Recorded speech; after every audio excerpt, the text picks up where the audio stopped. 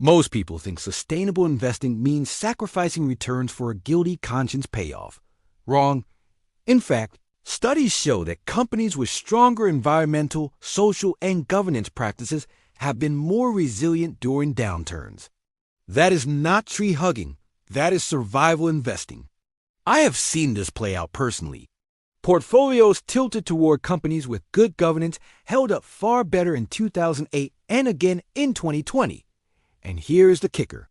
Sustainable investing is not about being nice. It is about reducing hidden risks that could torch your future. If you want to know how to build a portfolio you actually believe in, one that grows and aligns with your values, stick with me. This is the first step of a 4-part journey. Quick ask before we dive in. Hit like and drop in the comments what sustainable investing means to you right now.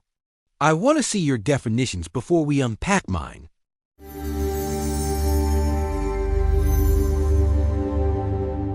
Part 1. Why sustainable investing matters. Here is the problem. Sustainable has become a buzzword.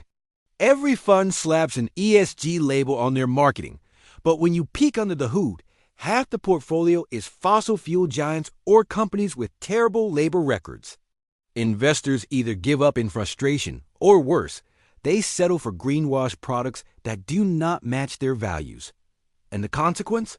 You think you are investing for a better future, but you are still exposed to the same old risks, just with a fresh coat of paint. At its core, sustainable investing is not about perfection. It is about alignment.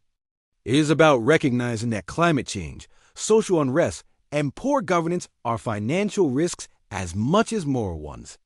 If a company ignores them, they are setting themselves up for lawsuits, regulatory crackdowns, or stranded assets. On the other hand, companies that adapt, whether energy firms transitioning to renewables, tech giants cleaning up supply chains, or banks increasing transparency, are positioning themselves to survive and thrive in a global economy that demands responsibility. Here is the truth. Sustainable investing is not charity. It is risk management. It is resilience. It is long-term global growth. In the next section, I will show you how to cut through the noise and actually define your own sustainable criteria, instead of outsourcing your conscience to a fund manager's marketing team. That is where the middle path begins, clarity before capital. Before we go there, I want to know, what is one industry or company you would never invest in, no matter the returns? Drop it in the comments. Let us see where we all draw our lines. Part 2. Define your sustainable criteria. This is where most people trip up. They hear sustainable and assume it means solar panels and electric cars. But sustainability is personal. If you do not define it for yourself, you will fall for someone else's definition. The problem is this. ESG scores are inconsistent. One agency might give a company an A for environmental progress, while another slaps it with a D for poor governance. If you blindly trust a label, you are outsourcing your values to a rating agency that may not even agree with itself. That is how greenwashing thrives. Funds tell you they are ESG aligned, but inside the portfolio you find oil majors or companies with exploitative supply chains. So instead of chasing labels, start by clarifying what matters to you. There are 3 broad buckets globally recognized in sustainable investing: environmental, social, governance. Environmental is obvious. Things like carbon footprint, water use, and renewable energy transition. Social looks at labor practices, community impact, and diversity. Governance is about leadership, transparency, and ethical decision-making. Not all of these will matter equally to you. That is okay. The middle path here is not to chase purity, but to define alignment. Here's the framework I use. I call it the 3 filters. Filter 1, non-negotiables. The industries or practices you will not touch. For some, that is tobacco, weapons, or fossil fuels. For others, it may be gambling or predatory lending. Filter 2, priorities, the values you want to lean into. Maybe you tilt toward renewable energy, ethical tech, or companies with strong female leadership. Filter 3, trade-offs. This is the hardest filter. No company is perfect. Do you accept an energy company that still drills oil, but is investing billions in clean energy transition? Or do you stick only with pure play renewables? The middle path is about conscious trade-offs, not blind acceptance. Global investors now have access to plenty of tools to apply these filters. Use fun fact sheets that disclose top holdings. Cross-check with ESG data providers, but remember they differ. Use ETF screeners that let you filter by sector or exclusion. And most importantly, write down your criteria. If you do not document your rules, the market will decide them for you.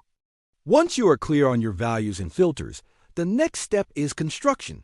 How do you actually put these principles into a global portfolio that balances growth with resilience? That is part 3. Before we move on, I want to hear from you. If you had to pick one, what is your non-negotiable industry or practice? The one you refuse to invest in. Share it in the comments. You are not alone in drawing that line. Part 3. Constructing the portfolio. Okay, values are useless until they touch your money. This is where most sustainable investors stall out. They get stuck in theory, or worse, they put all their cash into a single green tech ETF and call it a day. That is not sustainable. That is just narrow. Here's the danger. If your portfolio is too concentrated in one theme, like clean energy, you are not investing. You are speculating. That sector can drop 40% in a year, and suddenly your belief system feels like a punishment. On the other hand, if you spread your money across random ESG funds without a plan, you get overlap, fees, and no clear alignment. The middle path portfolio keeps it simple and global.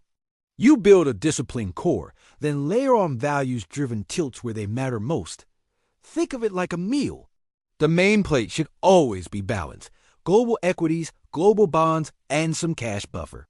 Then you season it with impact funds or themes that match your criteria. The core gives resilience. The seasoning gives conviction. Here's the sustainable portfolio mix. 1. Core growth. Global equities across developed and emerging markets, preferably through an ESG integrated index fund. 2. Stability. Global bonds including green or social bonds. To cushion your portfolio. 3. Conviction. Your values show up here. Maybe 10% into clean energy, gender diversity, or sustainable agriculture. Enough to reflect you, not enough to sink you. 4. Sandbox. This is your playground for speculative bets. Startups, climate tech, or even crypto projects tied to sustainability. But keep it tiny. If it blows up, it should not derail your retirement. I once worked with a client who put almost everything into a renewables ETF. In the good years, she was ecstatic. But when the sector corrected by 30%, she nearly abandoned sustainable investing altogether. Once we rebuilt her portfolio around a solid global core with renewables as a 10% tilt, she could finally hold through the storms. She was invested with her conscience, but also with her common sense. Now here comes the toughest part. Even if you build a great sustainable portfolio today, you have to protect yourself from greenwashing, hype cycles, and shifting definitions. That is part 4. Before we get there, I want to hear your tilt ideas. If you had 10% of your portfolio to put into one theme, what would it be? Renewable energy, fair labor, water security, or something else? Tell me in the comments. I read every single one. Part 4. Protecting your portfolio. You have built a portfolio you believe in. Great, but here's the catch. If you do not protect it, greenwashing and marketing hype will sneak in like sugar calories hiding in your so-called healthy snack bar. The solution is simple. Use the 3 shields. Shield 1 is disclosure. If a company or fund cannot clearly explain what it owns and how it measures sustainability, that is a red flag. If someone refuses to tell you what is in the stew, you probably should not eat it. Shield 2 is data. 2 rating agencies can look at the same company and one gives it an A. The other gives it a D. That is why you do not rely on just one score. Check multiple sources. Glance at the top holdings yourself. And remember, data is like weather forecasts, best used in plural. Shield 3 is discipline. This is about you. Set rules for how much you will put into themes, how often you will rebalance, and how you will handle temptations. It is like going grocery shopping with a list instead of wandering the aisles hungry. That is it, the 3 shields. Keep them in place and you will filter out most of the nonsense while staying true to your values. Now, some of you will want to go deeper. I have built a simple 5-point greenwash checklist. The quick way to spot when a sustainable fund is actually just clever marketing. If you want a copy, just drop a comment that says checklist and I will make sure you get it. So here is your action step. Ask yourself right now, which shield do you need most? Disclosure, data, or discipline? Comment below with your answer. And if this 4-part journey gave you clarity, hit like, subscribe, and share it with someone who is still trying to figure out what sustainable investing really means. Because the middle path in money, just like in life, is about balance. Enough growth to stay alive, enough discipline to sleep at night.